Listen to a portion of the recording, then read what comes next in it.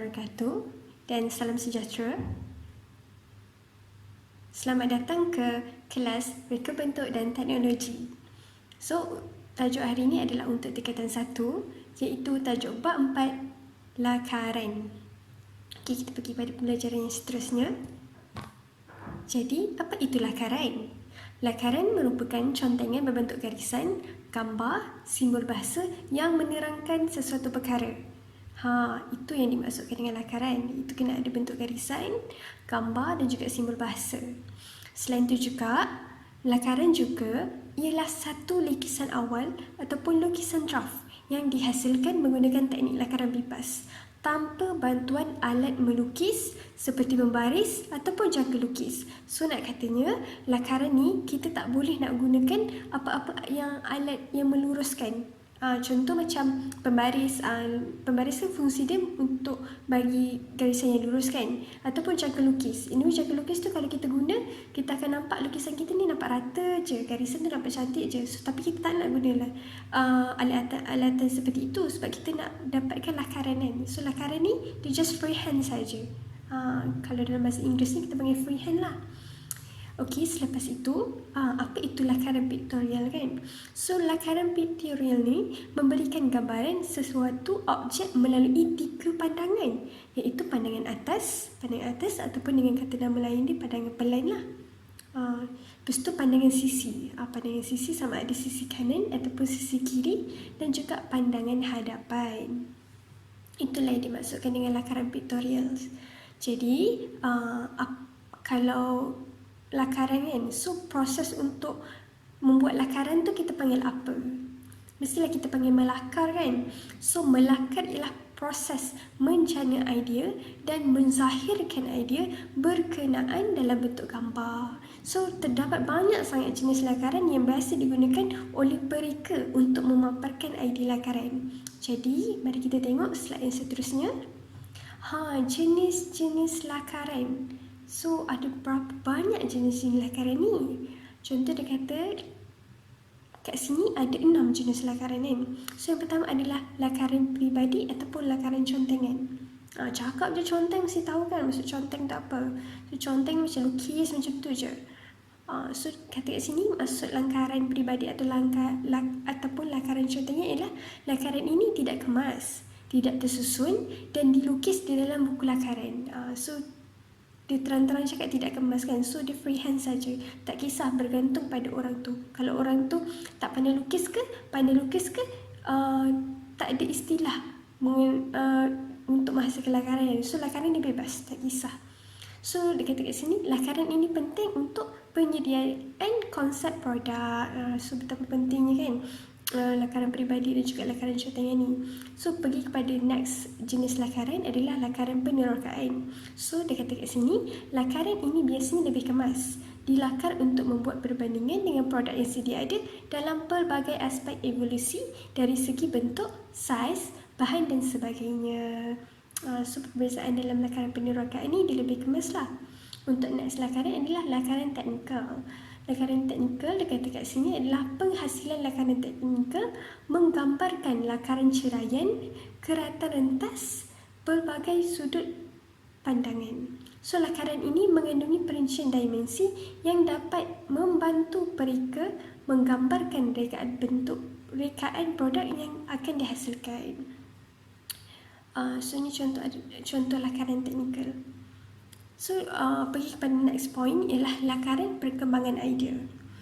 Untuk lakaran perkembangan idea, lakaran ini digunakan untuk menunjukkan ke semua lakaran objek bermula daripada idea pertama hingga ke objek terakhir yang hendak dibuat. So, ini yang dimaksudkan dengan lakaran perkembangan idea. Next adalah lakaran digital. Cakap pasal digital, mesti orang tahu pasal IT kan? So dia kata kat sini, teknik melakar secara tradisional dengan menggunakan pensel dan juga kertas telah diinovasikan seiring dengan perkembangan teknologi pada masa kini. So pada zaman awak semua, so kita tahu zaman awak semua adalah zaman IT. So bila zaman IT ni, permintaan untuk peningkatan pada teknologi semakin tinggi. Jadi itulah yang terhasilkan lakaran digital kan.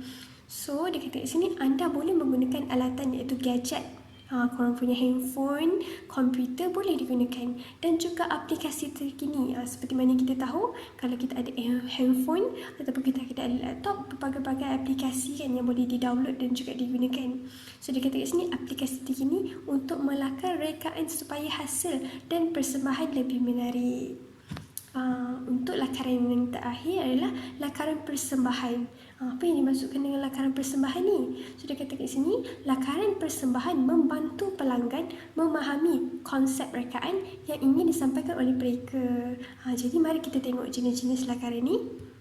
So yang pertama, inilah lakaran contengan. Macam yang dalam buku tadi cakap lah, lakaran contengan ni freehand saja.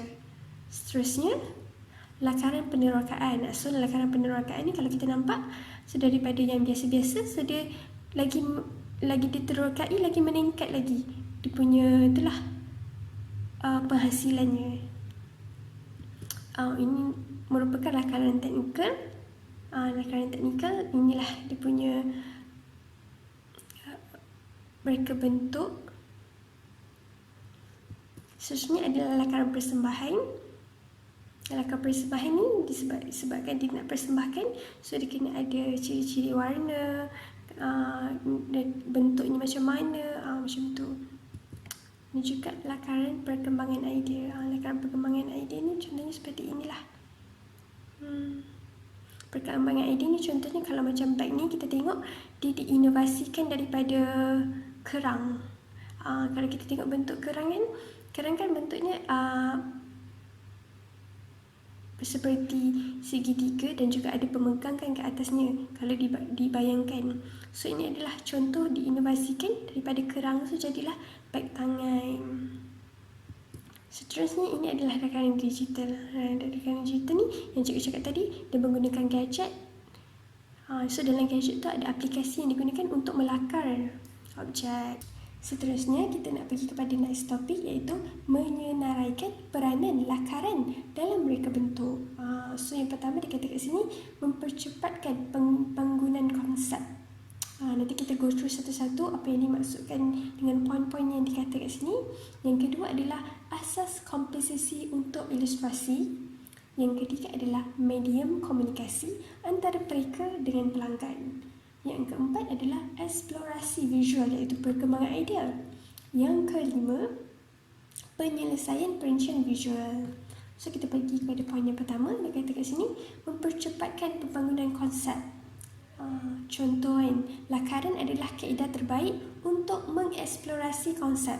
Contoh kat sini macam cikgu cakap tadi, konsep kerang kan. Daripada konsep kerang kita tengok daripada shell ni dia ada garisan, dia ada bentuk segitiga. So daripada bentuk ni dia hasilkan beg tangan. So kalau kita tengok beg tangan sekarang kan mostly dia boleh dibimbit kan, dia ada pegang dia. Contoh macam bahagian atas kerang ni.